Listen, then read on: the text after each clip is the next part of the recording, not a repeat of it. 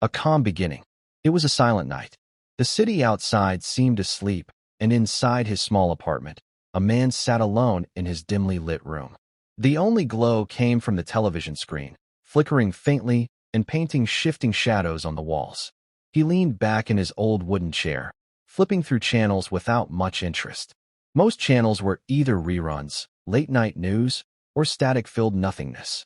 The hum of the TV and the ticking of the wall clock blended with the silence, creating a strangely heavy atmosphere. The man wasn't expecting anything unusual. To him, the night felt perfectly ordinary. He had been working all day and wanted nothing more than to relax and watch something mindless before bed. Yet, there was something odd about the air in the room. It felt thick, almost pressing against his skin, though he shrugged it off as exhaustion. The shadows in the corners seemed longer than usual, stretching unnaturally.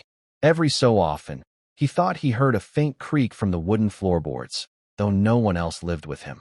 Still, he dismissed it, convincing himself it was his imagination. For now, the man focused on the glowing screen, unaware that what seemed like an ordinary night was about to unravel into something horrifying. The room, the silence, and the TV were all waiting to reveal something that should never be seen. The calm monotony of the late-night channels was suddenly interrupted. The television, which had been showing a dull talk show, flickered violently before erupting into static.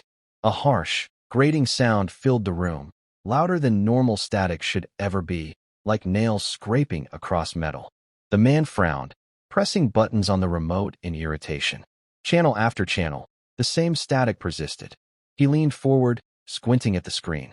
Between the storm of black and white fuzz, something seemed to flicker, shapes, or perhaps shadows. At first, he thought it was just a trick of the eyes caused by exhaustion. But then, the shapes grew clearer. A blur of movement. A dark outline. Something was there, behind the static, trying to push through. The man's hand tightened around the remote. His heart beat a little faster, though he told himself it was nothing, just a bad signal, maybe some interference. Still, he couldn't look away.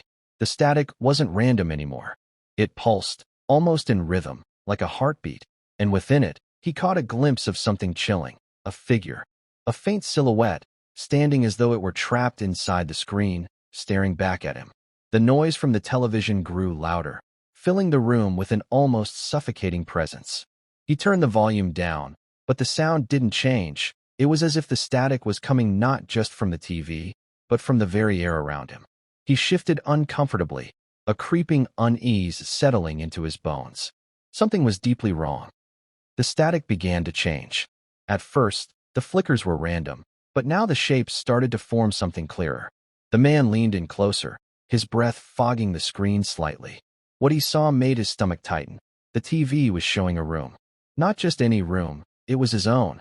The same chair, the same crooked wall clock, the same table with an empty glass beside it. It was as if the television had become a mirror, reflecting his surroundings with eerie precision. But there was one disturbing difference. He could see himself. The figure on the screen was sitting exactly where he was, in the same posture, wearing the same clothes. The man blinked, stunned, then quickly grabbed the remote. He pressed the power button, but the TV didn't turn off. He pressed it again and again, nothing. The reflection remained, mocking him. He pulled the plug from the wall, yet the screen glowed, stubbornly alive. His heart pounded harder. He forced himself to look back at the image. The other him, on the screen, wasn't still anymore. Slowly, it turned its head. Not toward the TV camera, toward him. The man's skin prickled with cold sweat as the figure on the screen smiled faintly, a slow, unnatural curve of the lips. He stumbled backward, his chair screeching against the floor. The TV hissed louder, and the fake version of himself leaned forward, inching closer to the screen, as though it was preparing to step out. The man's trembling eyes stayed locked on the screen. His double inside the TV was no longer the focus. Something else had entered the frame. From the corner of the screen, a darkness began to spread, a formless, shifting shadow that bled into the image like spilled ink. It was tall, unnaturally thin, and it moved with a slow, deliberate grace. At first, the man thought it was a distortion, maybe a glitch. But then the shadow began to stretch forward, its limbs unnaturally long, its edges writhing as if alive. It drifted behind the figure of his reflection and paused, looming over it like a predator stalking prey. The man's breath hitched. He dared a glance around his real room. Empty, silent. But the sense of being watched grew unbearable. He could feel it, heavy and suffocating, as though the air itself had turned to ice. His skin crawled, every hair standing on end. Back on the screen, the shadow leaned down, its faceless head hovering above the mirrored version of him. Then, slowly, its shape twisted, as if acknowledging the real man watching. It raised what could only be described as a hand, long fingers like sharpened spikes, and pointed directly outward, straight at him. The man stumbled back, knocking the glass from the table, which shattered against the floor. Yet the sound felt distant, drowned beneath the low hum coming from the TV. The shadow was aware of him now, and its intentions were anything but human. The man's pulse thundered in his ears as the television seemed to pulse with life. The static dissolved, leaving behind an image so vivid it felt more real than his own surroundings. The shadowy figure was no longer confined to the glowing glass. Its limbs reached outward, pressing against the inside of the screen as though testing the barrier. The glass warped under its touch, bending like liquid, rippling with each push. The man staggered back until his shoulders pressed against the cold wall. His chest rose and fell rapidly, each breath shallow and ragged. He whispered to himself, "This isn't real. It's just a dream. Just a dream." But even as he said it, the room answered him with a dreadful stillness. Then came the sound, slow, deliberate footsteps. Not from the hallway, not from the floor above, but from inside his own living room. The sound wasn't coming from the speakers. It was happening here. His head whipped toward the corner, but nothing was there. When he looked back at the TV, his reflection was gone. Only the shadow remained, standing in the very room he occupied. The lights flickered.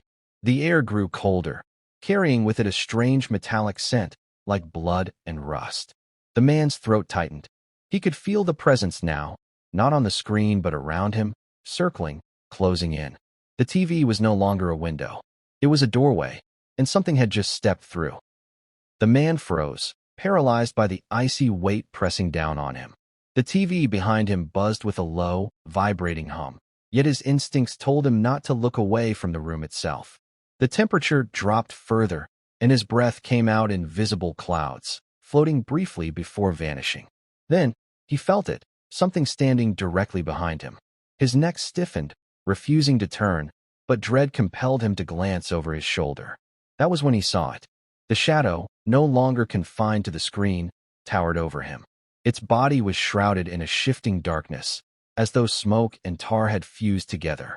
From the void of its face, two burning red eyes stared into him, unblinking, alive with malice. The man's knees weakened, his body trembling as he pressed himself harder against the wall. The entity's breath was audible, a ragged rasp like wind dragging over broken glass. Each exhale carried with it a foul chill that swept over the man's skin. He wanted to scream, to run, but his voice caught in his throat. The creature leaned closer, its elongated fingers twitching as though eager to reach for him. For one horrifying moment, the man locked eyes with it. In those crimson pits, he saw not just hunger, but recognition, as if the being had always known him, as if it had been waiting for this exact encounter. And then, it whispered his name. The man's heart hammered violently against his chest as the thing whispered his name, stretching it into a sound that was both guttural and mocking. His legs finally obeyed him, and he lunged toward the door, fumbling with the knob. But no matter how hard he twisted, it refused to turn. It was as if the entire room had sealed itself shut.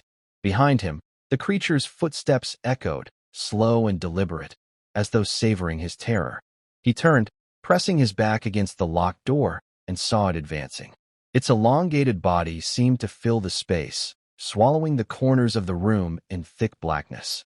The red eyes glowed brighter now, casting a dim, sinister light across the walls. Desperate, the man hurled the remote at the TV. The screen cracked, spiderwebbing across the glass. For a moment, he thought it was over, but then the television flickered back on.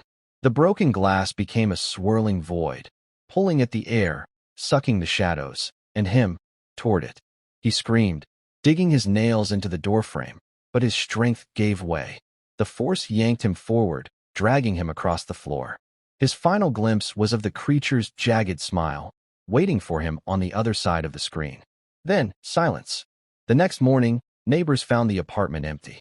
The chair was toppled, the glass shattered, but the man was gone. Only the television remained, glowing faintly. On its cracked screen, two terrified eyes stared outward, blinking in endless despair.